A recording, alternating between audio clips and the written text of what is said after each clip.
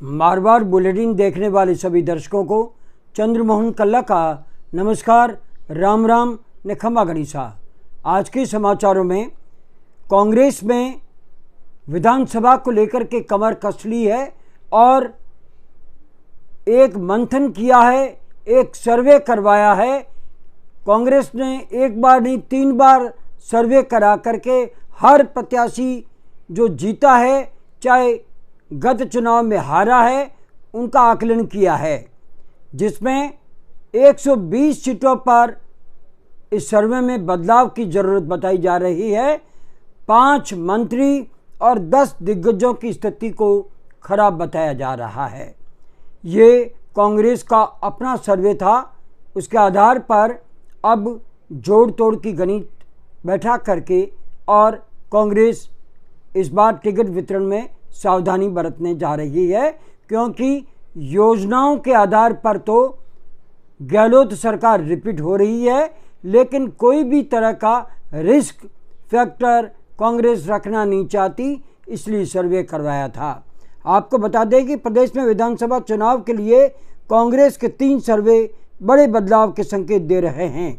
3 सर्वे के नतीजे बताते हैं कि 200 सीटों में से 120 पर प्रत्याशी बदलने की ज़रूरत है।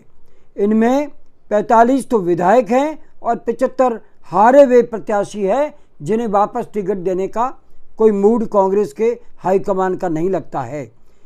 सर्वे ने जिन विधायकों के टिकट बदलने की बात कही गई है, उनमें 5 मंत्री और 10 से अधिक दिग्गज नेता शामिल है। इनमें 2 मंत्रियों की स्थिति तो बहुत ज़्यादा खराब बताई जा रही है, लेकिन तीसरे सर्वे में ये कुछ ठीक आकलन के साथ सामने आए हैं, तो इन्हें कहा गया है कि फील्ड में जाकर के काम करो।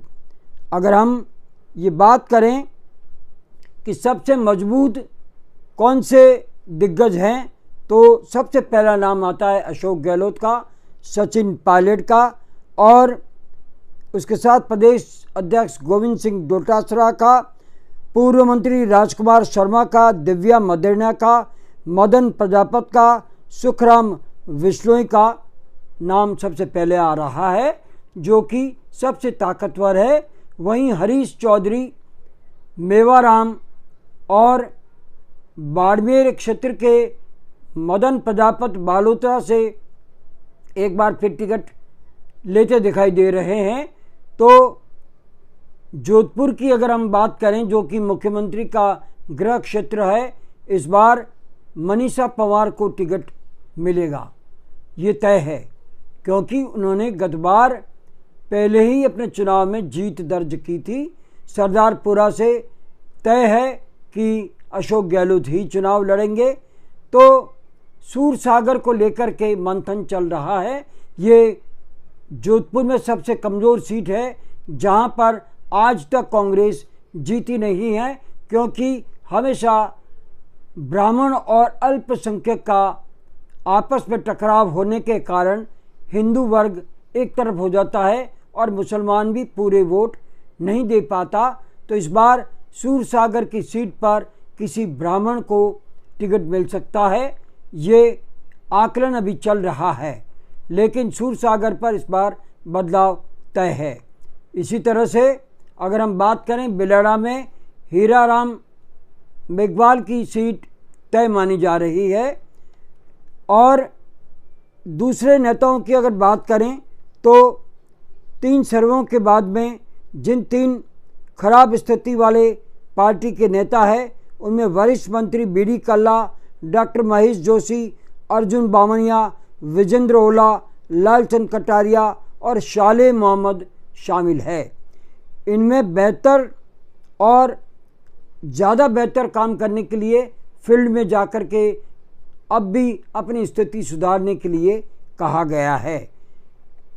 और सर्वे रिपोर्ट के आधार पर पार्टी ने जिन्हें फील्ड में चुनाव की तैयारी के संकेत दिए हैं, उनमें ममता, भूपेश प्रताप सिंह खचरियावास, खिलाड़ी लाल बेरवा, विश्वेंद्र सिंह, राजेंद्र यादव, टीकाराम जूली, डॉक्टर सीपी जोशी, रामपाल जाट जैसे मंत्री हैं। तो विधायक रफीक खान, दानिश अबरार, हाकम अली, सुरेश मोदी, अशोक बैरवा और हारे प्रत्याशी रामेश्वर डूडी, रतन देवासी और डॉक्टर अर्चना शर्मा, धीरज गुर्जर जैसे नेता शामिल है।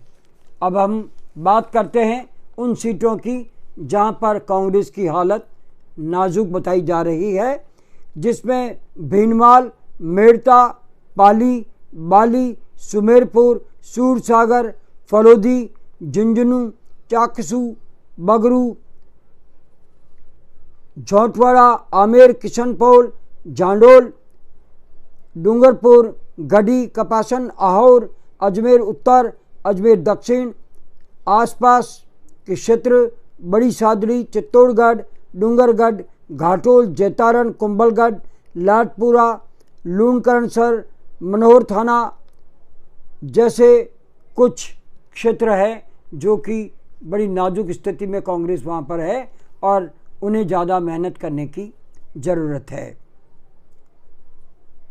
एआईसीसी और प्रदेश प्रभारी के साथ में मुख्यमंत्री अशोक गहलोत ने ये सर्वे करवाए थे और जिस तरह से ये सर्वे हुआ है उसके आधार पर हम ये कह सकते हैं कि मारवाड़ में जो कि अशोक गहलोत का गढ़ है वहाँ पर कांग्रेस वापस आती दिखती है और मारवाड़ में इस बार जो भी सीटें बच गई है जहाँ पर कामकाज शुरू कर दिया गया है और फलोदी और सूरसागर की सीट को निकालने के लिए अपने प्रयास शुरू कर दिए गए हैं और प्रत्याशियों की सूची पैनल 3-3 का बना करके हाईकमान के पास भेजा गया है।